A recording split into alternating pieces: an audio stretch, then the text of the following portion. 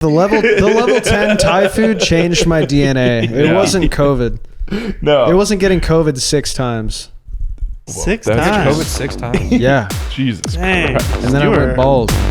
Initiating weekly entertainment brought to you by Extra Rad. Boys Meet Film will begin in 5, 4, 3, 2, 1. Enjoy. Welcome to Boys Meet Film. Hey, Michael, bring the energy up. Let's go. Welcome to Boys Meet Film. My name is Michael, and these are my boys, Sean. And Kellen. and today we're talking about Eddington. Yeah, whoa, yeah. Big tone shit. This is one of my most anticipated movies of the year, as I'm sure it's one of yours and yours and yours. Oh, yeah. Been looking forward to this. I love Ari Aster. Yep. This is directed by Ari Aster And written. and written. We have a new cinematographer this time instead of his college buddy Paul Porgozlowski. I think that's how you say his name. They had a falling out. We have a Really? legend. No, I definitely That's didn't. fun. You gotta stop saying Fake shit. news, man. That's fake news. Deep deep state. Deep state. Darius Kanji, legendary cinematographer. Seven. He's done way more movies than Seven, but that's the one that He's only done 7 movies? someone that comes directly to my mind. We have Emma Stone, Joaquin Phoenix, Austin Butler. I think her name's Deidre O'Connell, mom from The Penguin. Yeah. Which, Oh, yeah. Awesome. God, She's great. You saw Yeah. The Penguin, Oh, I right? saw The Penguin. You guys made me thank watch God. We Penguin. all watched The Penguin. Yep. It's awesome. Quick plug for The Penguin. So good. Yeah, go watch The Penguin. Go watch Penguin. This movie was fucking crazy. This is a wild movie. I literally don't even know how to talk about this movie. There's so many awesome elements to this film. Yeah. So many. And I feel like we should start here. All right, where should we start? Joaquin Phoenix He's phenomenal. is such a good actor. That dude. He Yeah. is He's an putting incredible everything he's got into it. Really diving in face first. Dude. He's real good at playing a little bitch. He's like, and I mean, I mean that in the best way. Yeah. He has played some characters in the past where, like, each one. Our goddamn ice maker, dude. The fuck? That was the ice maker? Beeping. The audio might have Yes. not even caught that.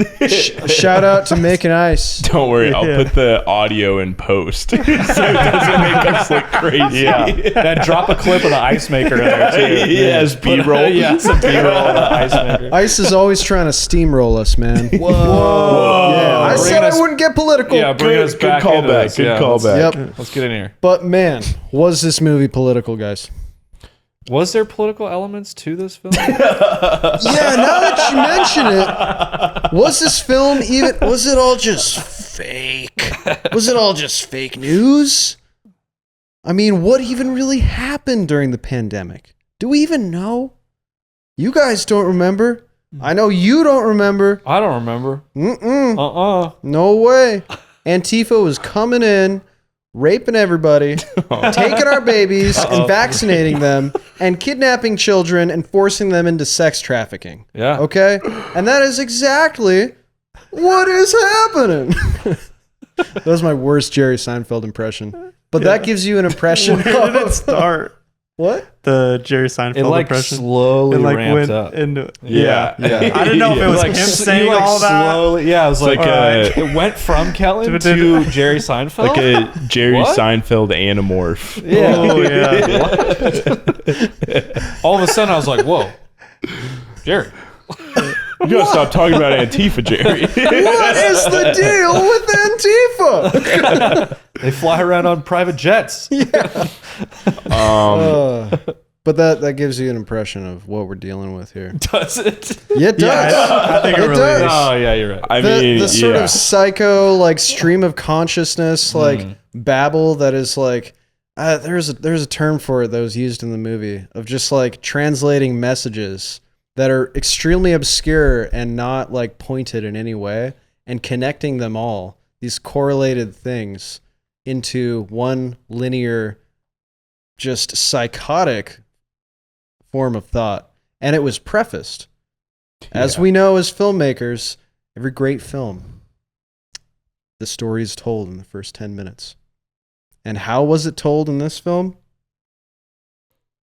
The homeless guy. Yep. Mm-hmm. He was going on this like weird stream of consciousness rant about like, you know, someone taking his baby, and like he's like angry at someone, the sort of proverbial they, right? This like amalgamous entity, them. And God, was he good. Dude, him walking down the was- street, his face looked like a dog does after it sticks its whole mouth into a water bowl. Just like the wettest mouth, just dripping. He's so wet. shoeless almost. Wait, did he have? I think he had sandals. Yeah. He had like They were a little rough. Yeah. A little exposed. And just walking down, babbling the craziest stuff. That's a fun intro. and he, in a I way, agree. he was a prophet, because he kept saying throughout the movie, that he was going to be the harbinger of death, that he was going to kill them all. Yeah. Wow. It reminded me good stuff in when There's he some good was stuff here. when he was peeking over that hill and you just see the whole town below him. I just couldn't stop thinking about the Grinch. the Grinch descending upon Whoville. Dude, if this was a Christmas movie, that would be the Grinch. This is a Christmas movie. Yeah. Yeah. Black Lives Matter, but what will I wear? This would be the worst movie to watch with your family at Thanksgiving. Fuck.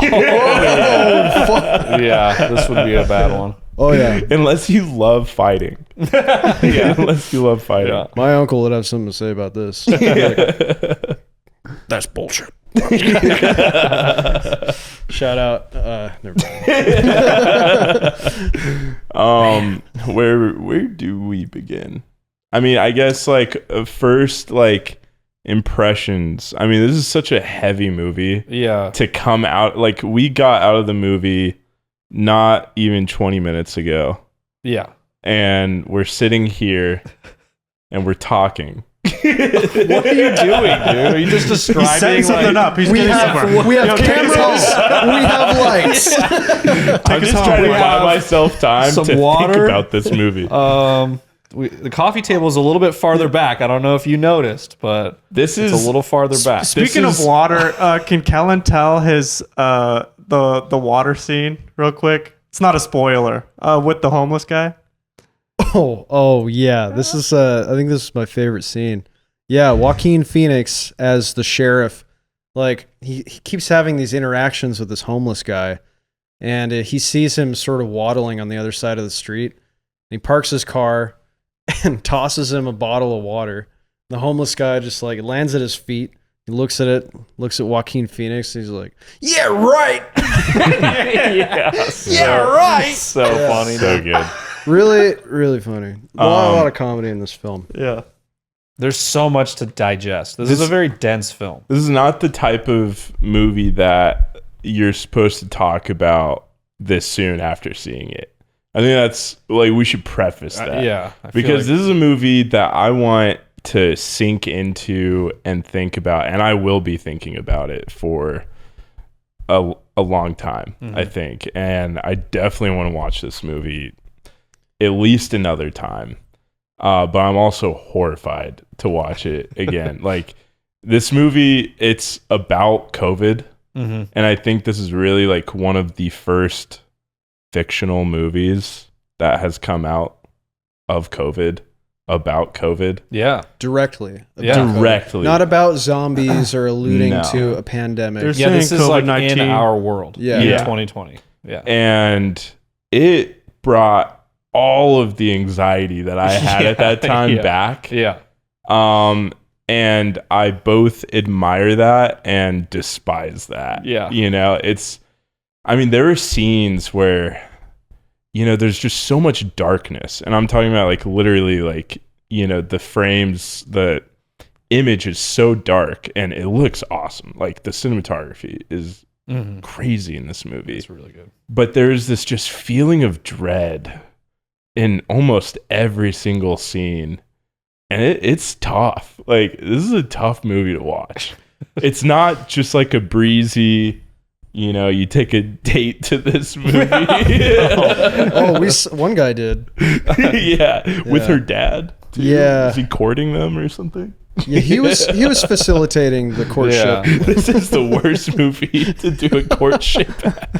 It's like, well, son, you blew it. So, what do you think about the movie? Which side were you on? Exactly. Better answer right. The red one or the blue one? I'm carrying. How did this movie make you guys feel? Because I feel like that's ultimately like that is the central question to this movie. How does this movie make you feel? Coming from Ari Aster's last film, Beau is Afraid, it had a few similar anxiety-inducing, stressful scenes that I thought was just such a fun element for the audience to get to feel so much of that. Yeah. They really pulled you in and like pulled that rubber band back for such a long time, and it was a journey. Yeah. I liked it. Yeah, Ari's really exploring, like, he went from like horror to shifting into anxiety and sort of like replacing horror with this like really anxious, eerie, suspenseful element. And in a way, it is kind of horror, but just I was gonna say like takes India. Yeah. this is to me like I was just thinking throughout a lot of the scenes in this movie. This is like one of the scariest movies I've seen, but in a like completely new way that I don't feel like I've experienced before. In a very lucid way. Yeah. But I mean, dude, it's a great representation of the pandemic because like there's so much crazy shit going on. Yeah. And like there's always this attempt to establish order among the chaos when like society itself is just falling apart at like a subliminal level. People are falling apart individually. Yeah. The community. I think that this movie did a great job depicting that. Yeah. Just the crumble of everyone. Yeah. It's just they're all just like eating each other. And Doesn't matter like what side you're on. No, It doesn't you're just matter like what you everything's. believe. I mean, I think that's the one thing because everyone experienced this collectively together. It's like it's such a weird thing to think about that like we all, the entire world, experienced one of the most stressful and like frightening things together, right? And it just happened so suddenly that like I think the one thing we can all agree on is like we were all stressed and didn't know what to do. Yeah. And we're anxious and scared in some way, And it's like that feeling of dread and like fear for the future just manifests in every single frame of this movie. It's an angry movie. Like this is somebody getting all the shit out that they had pent up in them, Where is your anger? It's in this film. Yeah. Yeah. Yeah. And I mean, I feel like it's way too early for me to say like I love this movie because it's such a weird thing to say about this movie, but I absolutely I was with it the whole time. Masterfully crafted. Yeah. The edit, the cinematography, like the performances. Yeah. The pacing was really awesome. The sound design. Yeah. Oh, the sound design on some of the like firearm scenes. Sniping scenes. Oh, Dude, yeah. Yeah. That I mean, dude, look at the hairs on my arm right now. Yeah, just as you said that, like that got me, dude. That is the type of like fear that I'm talking about. Is like to me, that was one of the scariest things ever. Like, and it kind of gave me a new phobia of just like being out in the most open place ever and hearing And a a sniper just whistling by. Yeah. And it's poetic too, because you're inside, safe from the world during the pandemic. The threat coming from outside, penetrating you, invasively. I mean, baby, it's all there. And all at this symbolism. point, I think we might as well just not care about talking about spoilers and stuff. So, Oh no. if you're watching this and you have any interest in seeing the movie, you should definitely see it. I can't promise that you're gonna have a good time. I'm so interested to see how this movie is received. Mm-hmm. Well, the first reactions I saw were from Can. Yeah. And obviously, when I told you that Cannes' reaction to this film was divisive, you guys were like, "Oh, a film at Cannes was divisive," and I felt really small, like a bug. I felt like that one kid in class who finally raised his hand and piped up, and the teacher was like, "Shut up." Yeah. So Good. Going off of Glad that, you felt that way. however, I That's how we watched meant it. I watched interviews from people, like audience members, one by one, who just walked out of that screening, and it was like one after the other was like combating each other's opinion about the movie. It's very, very interesting, and I see why. Yeah. It's all about America and like all the fucking like the start of all of our problems now, our divisiveness. Yeah. So Yeah, I felt like they hit on every point so well. Like every argument was like touched on in its like and given its own light. Yeah. It was like all of Yeah. that stuff. It was yeah, crazy. Black Lives Matter. Like Or is that one guy who said it? Black Lives Matter. Yeah, or Black something? Lives Matter. so bad. It's like he was saying it's so weird. And then there's the like the elite cabal, the 1% elite cabal of like pedophile, Illuminati motherfuckers. Yeah. There's that whole aspect. And then also like people feeding off of these displaced fears. There's just so much bad shit going on and so many people trying to like use that feeling as momentum for an ulterior motive. Yeah. I mean, it hits every single point, and I mean, it's a trip to watch. Like, I mean, Joaquin Phoenix is a character. Like, this is a insane character to follow. As your main character. Yeah, I mean, you're just watching this guy descend, crash out. This is the ultimate crash out. The ultimate film. unhinged. I mean, like, just the world just breaking him down. Yeah. And his mind getting twisted. Every character, if you think about it, every major player is drenched in dramatic irony. Mm. Every single one. Yeah. Especially Joaquin's Phoenix. Joaquin's Phoenix. Oh, no. Call upon Joaquin's Phoenix. I choose the form of Joaquin's Phoenix. Anyway, he's basically like, he's a small town conservative sheriff who has asthma and he's a COVID denier. And he is running for mayor on based on this poorly made, the shitty campaign, smoke and mirrors and lies and hearsay. And it's like, he has no foundation, but the people who support him are the people who feel very lost and they feel decentralized from their identity, which happens to be a lot of white people. Mm-hmm.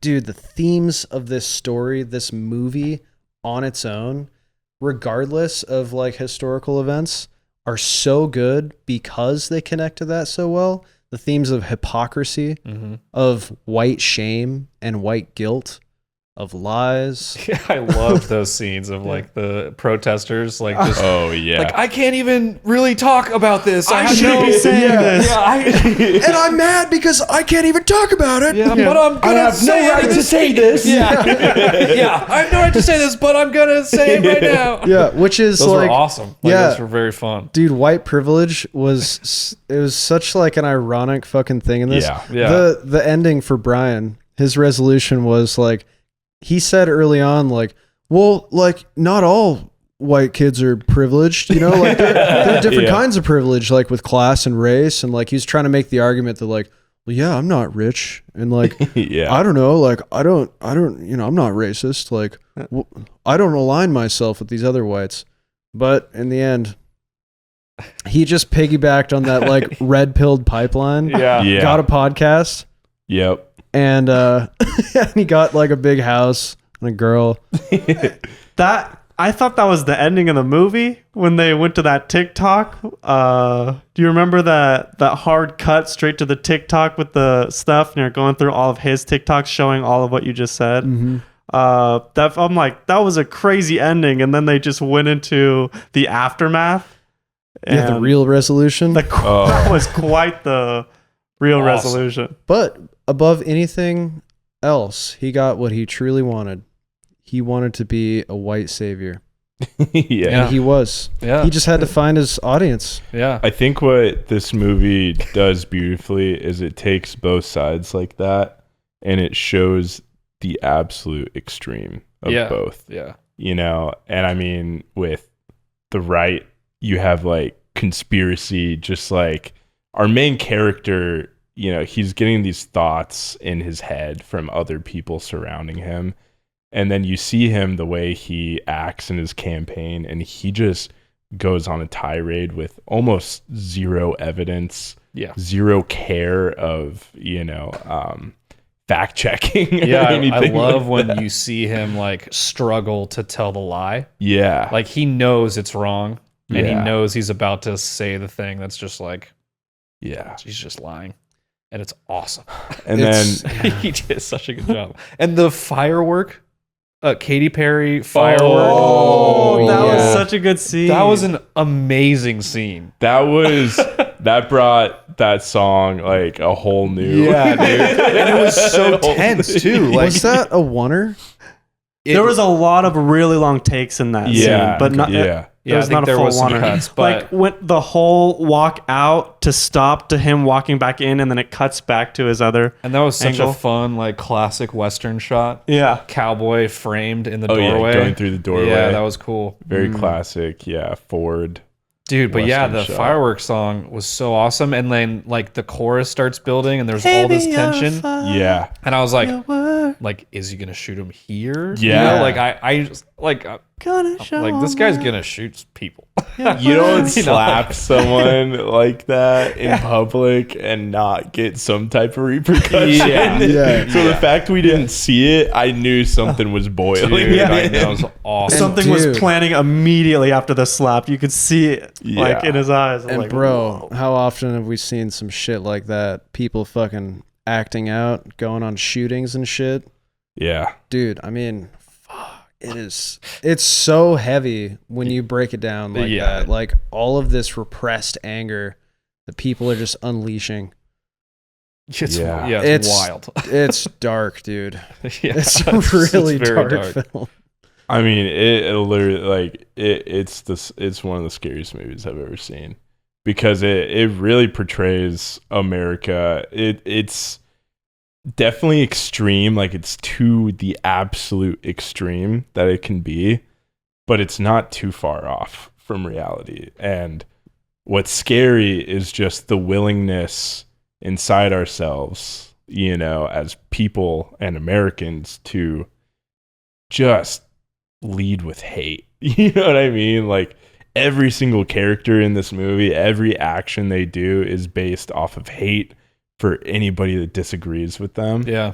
And I feel like that's the ultimate message of the movie is like, it doesn't paint any resolution or like solutions to solve any problems at all, but it just is solely here to show us like, this is what we're doing. Yeah. And this is like what will continue to happen if we don't just like agree that something is wrong. You know what I mean? Like there's such a huge divide in our country. Yeah, I think, you know, if we're talking like objectively, I think people on both sides will agree that something is wrong, but I think that blame is also displaced to either side. Yeah. Like Yep. like people believe that the thing that is wrong is the opposing team. Right. That like, you know, they have this list of reasons of why they're fucking everything up and why they're evil. Yeah. And so does the other team. Yeah. And there's nothing unifying them except for their benign hatred of each other. Yeah. And like, dude, that's also an element of why this film is so scary. Because especially during the pandemic, we experienced a time where like nobody knew what the fuck to do, especially when we had so little information about this like deadly virus that could kill us at any moment. Yeah. Yeah. People were fucking scared. Yeah. Yeah. And people also, in some cases, you know, like, I mean, the George Floyd thing, you know, the rioting. There were a Bringing lot in of so many real elements. In the Oh, film. right, Like, yeah. but the pulling point in I'm, George Floyd and all that was yeah, it was a lot. but the point I'm trying to make is like how easily this idea of permanence that we have in our society can just go away.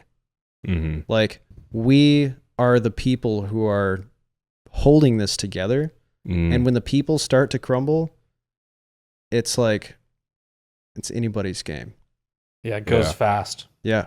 That's an interesting. I like- think that's spot on. Like, Like you think there'll Yeah. be like some holdout and some like slow degradation? No. yeah, It's quick. Yeah. yeah. I want to go back to what you brought up, which is like, I mean, George Floyd is in this movie. Like, that is such a heavy Mhm. thing to Yeah. put into a movie. That And gave that's some one of the serious things- weight to it. Yeah. Like- That's one of the things that just like, you know, you think about this a lot with documentary, you know, when you're like filming a subject and you're like, you know, what is the line, right? Yeah. And that is the one element in this movie where I'm like, holy shit. You know, I don't have a thought about it Yeah. right now. But that is like, that's a crazy thing to put in a movie. Yeah. Like, With like all the other stuff that is fictional, and then Yeah. throw like those so many real elements that Yeah. are so Well, it really just like brings you back to that timeline, you know, Yeah. that time Yeah. period. I mean, as a unit, you know, I- all of us. the way I feel is like it is essential for the story because the story is not painting, you know, a representation of COVID. It is COVID, you know, and that is like factually just like that is one of the tipping points of a lot of things that happened during lockdown, you know? Yeah. Oh yeah. So, I mean, it's like, man, ethically though, like Yeah. that is such a crazy I thing guess to put into as a movie. a filmmaker, it would be easier to get your audience to know what you're talking about if you just pull in a piece of history that everyone has this previous knowledge of, so you don't have to explain as much Or to create a similar situation. yeah Well, to see, get as many people on board with what that situation has caused.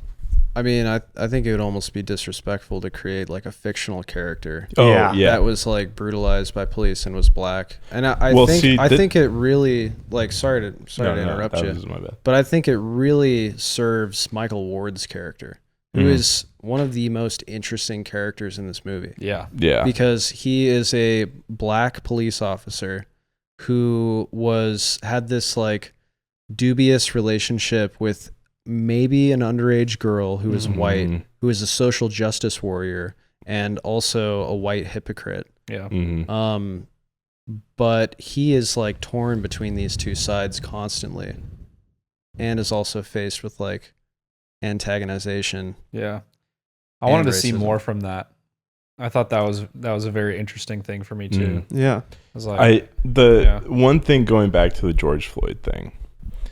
And this is the only and I'm just I'm just asking you guys like what you think about this cuz like that is such a crazy thing to put in a movie. I thought the way they were going to go with it is like when he promotes him to what did he promote him to? Captain. Well, he didn't promote him to. He promoted him to sergeant. Sergeant. But Sergeant. he wants to be captain. Yeah, he promoted him to sergeant, right?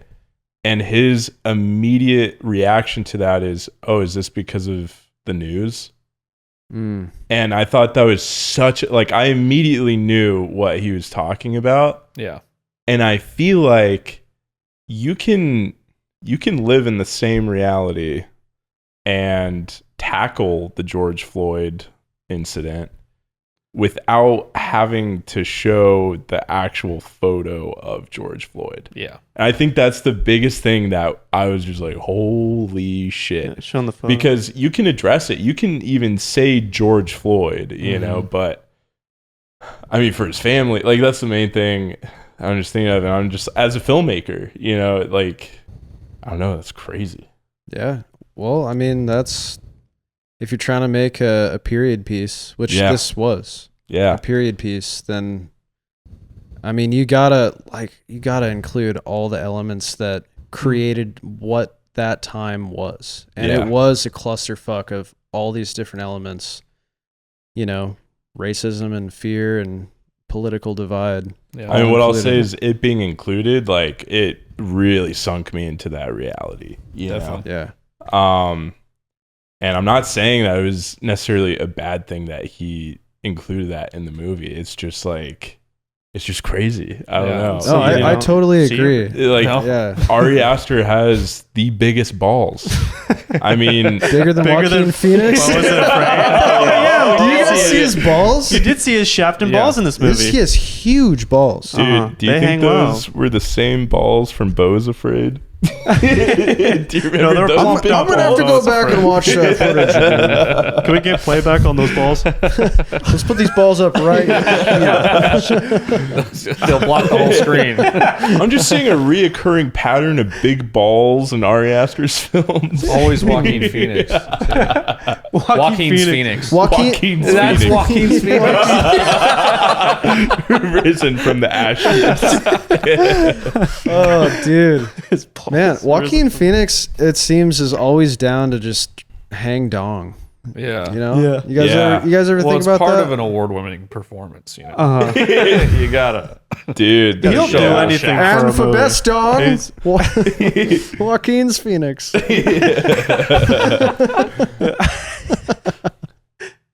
Yeah, man. What are the other runner-ups? Or do you Army Hammer. Oh, God. Wow. Willem We can Dafoe. move on now. Sorry, I asked.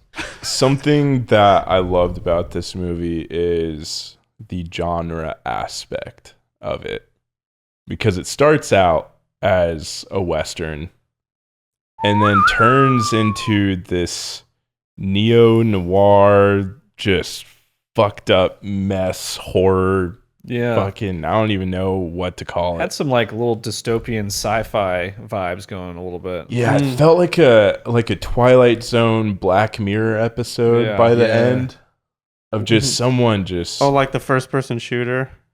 first-person shooter. Towards the end, right before Joaquin's stab. Oh, his forehead stab. Oh, Yeah. yeah. That first-person shooter thing with with the iPhone. Yeah. That was an awesome shot. That was so Loved awesome. that shot. a very unsettling shot. Dude, what was more unsettling for me was that knife shot. Yeah. When they cut to like us as the POV of the blade with the sound And then the split and the like little bit of vision. split vision, that was so effective. I was like, this guy just stabbed me in the head. I'm stabbed in the head right Like now. I have been stabbed in the head. What do you think? The people making this film? What do you think they were trying to say by stabbing the audience in the forehead with an unknown Antifa assassin by an unknown? What do you think We're they all were trying to say about lobotomized. that? Yeah. We're all just lobotomized. I mean, yeah, I don't know, dude. That's a good take. yeah. That's a good take. I think it was more like a stop it. Like that. Hey, stop it. Down, bad. Cut it out. Drop it. I mean, then there's always just the like visual aspect of one's mind is split by two sides, right? Oh, yeah. And He got stabbed in the septum. Stabbed right in the middle. Dude. When that guy pulls out that knife and starts running towards Dude, him. that was so such a scary. sick. Oh my Like- god. He like throws his gun and just sprints. Yeah. That's like, And he dude, just has a- so funny with Joaquin Phoenix. His reaction. I'll shoot you. Wait. It's like, oh fuck! Ah! And he holds grabs it it up and he's and- just getting ready. Like, ah! Trying to block a knife. Right to the head. That is like that's something that I think Ari Aster nails, and I feel like he progressively is getting better and better and better every single movie that he makes. Is like that is the type of thing straight out of a nightmare. Like that sequence, Yeah. to me, we're like, oh, like you can't talk or you can't shoot the gun, Yeah. and this presence is coming towards you with a knife, and you're stuck, you're paralyzed, you can't do anything. I mean, that, like, I don't know how he taps into that. There are so many things in this movie that resonated with me in a deeply subconscious way. Like, it took things from my subconscious mind, and I'm like, holy shit, I've felt this feeling before of dread, or like, when he's in bed and I mean, he's basically just like, he doesn't know if he's getting cucked, like that is a crazy scene too. I mean, that whole aspect of the movie is wild. Oh, yeah. There's so much in this film, dude. There's a lot to Dude. chew on. Being a Yeah. cuck, I think one of the biggest takeaways of this film is that being a non-consenting cuck can do things to you. It did things to Brian. Yeah. Yeah. It did things to Joaquin's Phoenix. Joaquin's Phoenix. Yeah. And did it do things to Michael Ward's character? I'm forgetting his name. Because he I got remember. cucked. Yeah, he did kind of get cucked. Joaquin's Phoenix, kind of, not that his mother-in-law was ever romantically involved with him, but he kind of just gets third wheeled till the day he dies. I know. at What, the a, end. what Yeah. a hell. That was a weird Freudian thing. Yeah. Because like he was a sheriff, and his mother-in-law's late husband was the sheriff before him. Mm-hmm. And like she's there, and she like shifts her support, and like is like totally behind all the crazy shit he's saying in like a weird sycophantic way. And in a way, it's like he's almost like her surrogate husband, like taking this role on Mm-hmm. of this guy, like, because dude, that's his whole character. He's just trying to be a guy that he's not. Yeah. And in the end, he got it. He's a guy that he doesn't even want to be. Yeah, dude. Such a nightmare. Dude. Yeah. Like even like horrifying. they added that shot of him just getting his hair cut and her talking his ear off. Oh my I'm like, God. Well, no, this no. sounds just so miserable. She was recording with the iPhone. Yeah, Yeah. that too. Yeah. The vaccines have mercury in them, which causes autism. Yeah. It's just like the scariest listen thing that to could it. happen. Like you get lobotomized, and then someone like you somehow become mayor still, and then Yeah. someone's speaking for you. That is just feeding you all of this shit, yeah. dude. That is so interesting. I just thought of how much parallels that has to her character, the mother in The Penguin. Have you seen the show The Penguin? Yeah. Yeah, yeah. That's Yeah. like the exact same ending, almost. I mean, It is. Yeah. in a way where they're just trapped in this paralyzed body Yeah. She ends up and paralyzed going now. through their own hell. That's right. Yeah. It's just so Yeah. That's interesting. Yeah, that's so fun. interesting. That's a great like eternal torture Yeah. aspect. Guys, I want to ask you about something. What? Can I be vulnerable? Yeah. Of course, I think Colin. so, yeah. Scared. Go ahead. We won't make fun of you. But at yeah, all. you can be vulnerable. Yeah, anything So- you want to say. There's one aspect of this film I can't figure out, and I don't know if I'll figure it out on this podcast, Mhm. but I want to know what you guys think. Do you guys remember The Voice? the show where they slap the button down, they turn around in their chair, and they see who was just singing the whole time? Yeah. And I promise it's relevant. Yes. No, Yes, I that's have not, heard of that. That's not what I'm talking about. Oh. That's literally what I thought you were talking No, about. I mean, that's What- just a what big voice? show that Guys, has that same name. there were 3 beats. Uh-huh. All right. And they were significant because there was a disembodied voice speaking either on behalf of someone or suggesting something to someone. And that voice was never like there was no face attached to it. In the movie? Yeah, let me give you an example. I don't remember So- this. Yeah, it happens 3 times. and I On the you guys third didn't day. notice this? No. Like how it was Are you thinking about Mirror? Because we watched Mirror the other day. No. And that did that a lot. Listen, so Joaquin Phoenix, when he Joaquin's. was driving down, I think it was like post assassination Mm-hmm. or something. It might have been like when he followed the tribal sheriff to the house and then was driving back. He was driving through town and there was a voice that said, "You're going the wrong way." You remember that? Yes. That was a guy on the street.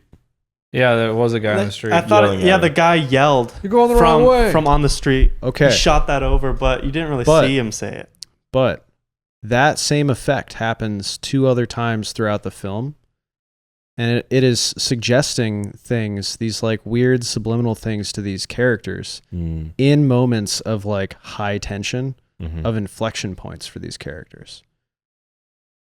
And I don't know. I think it might constitute a rewatch to like Oh, yeah. really dial that in, but Definitely. it was weird. What do you think Well, about that? I think the scene that you specifically just brought up, where he's driving and the guy's like, "You're going the wrong way," that is the moment right before our midpoint of him shooting Ted Garcia. Mm-hmm. No, that was after Ted Garcia, right before he shot the homeless guy, right? Oh yeah, you're right. Oh, yeah, So he was on his way. on his Yeah, way sorry. to shoot the homeless it's man. before both. It's before both scenes. But and that scene specifically where he shoots the homeless guy, there's something really interesting about that scene where this whole time, this homeless man as a presence, he is the thing that during COVID, like you're so scared of. And it's just man. someone coughing like all over you, you know? And it was so funny throughout the movie. But in this specific He scene, just popping up in random crowds yeah, with the worst cough. it just It's really funny. now when you think about the shift of this scene and what he's done, he kills this man who throughout the whole movie is the disease, right? And that's how he comes to the town, is as the presence of chaos that is about to fall upon them, right? Yep. And when he kills that homeless man, he gets the disease. And now he is that presence of chaos. like a vampire. So that's really cool. But he had COVID before he killed the homeless man. Yeah. He did. The homeless man gave him COVID beforehand. There was I feel like the night, the shot at night where he's just sweating profusely. But And, I feel like, like he was he pretty didn't sick. he didn't like really like, at least the way it registered to me is like he wasn't that like deep into the sickness until like literally as he kills that guy, that's when he starts wheezing. He's down and with then the he sickness. immediately goes to get tested right after that. It was like a turning point in his illness. Mhm. It was foreshadowed throughout the film prior, like little coughs and him clearing his throat. It actually starts for the first time with him in bed with his wife, and it's like 5:30 a.m. and he like gets up, drinks a glass of water, and he's like yeah. he's having trouble swallowing. Yeah. Which I remember Throat's that closing feeling. up. Yeah. As soon as I like the sound design and everything, I was like, oh God, I remember what that kind of feels like. I related to the homeless guy because We know, Kellen. We know you're displaced. he's dirty and gross, but he was chugging the all the bottles of liquor, and he's yeah, that it too. all tastes the same. So one of the things I did during COVID, I got COVID early on. I got one of the Delta strains, the worst ones, and My COVID was worse than your COVID. my COVID. So I survived. I couldn't taste anything, and I was like, I gotta try this. So I order from my local Thai restaurant, and they're like, how spicy do you want it? And I'm like, give me a 10. I've only ever gone 6. I had them give me a 10, and they're like, are you sure? I'm like, yeah, like whatever it is, like locally, I want that spice. They're like, oh, okay, white boy. How could they tell over the phone? Listen to my voice. he was FaceTiming them. Oh, you were FaceTiming the Thai place. Got you. Okay. Yeah, no, I And what was it like? didn't taste it. At all? Really? Even At coming all. out? Oh, brother. Coming out was a different story. I tasted it coming out. Yeah, I was spitting red hot fire. Wow. Do you ever like think that maybe that was the turning point in your diet?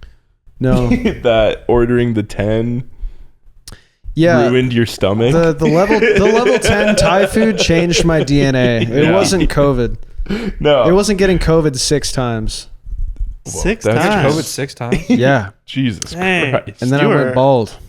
I don't know what else to talk about. Yeah, I mean, this movie just kind of is what it is. Yeah. And like, it's an easy movie to follow, but I have to think about it more. Oh, for sure. Like, I have to see it again. I have to like I'll really watch it analyze. with you. Yeah, Yeah. I mean, Because I'm with you, dude. I might see it sooner than later again because Hey, it's in theaters. yeah, that's what I heard. What are you doing tonight? Not going to bed. It's 5 minutes to midnight. We gotta wrap this Let's up. wrap this up. Yeah, we should Fall definitely wrap asleep. this up. Well, all I can say is this was one of the most interesting movie watches of the year. It's hard to tell where this is gonna place in my list of movies this year. Mm-hmm. But I can say that it's a great film from Ari Aster. Yeah, it is. The man does not miss in my eyes. He doesn't miss in your eyes? Okay, Dude. we're Dude, taking that out. this guy has COVID gay 19.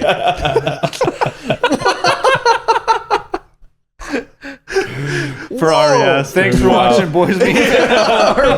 Next week we are tackling Sorcerer, Ooh. Oh. yeah. which just dropped on the Criterion Collection. So we'll be watching that and talking about it. And if you want to keep up to date with us, you can subscribe here, ring the bell. You can follow us on Instagram at Boys Meet Film. You can follow me on Letterboxd at mschnee. And you can follow this guy on Letterboxd at Maximus Newhand. Goodbye.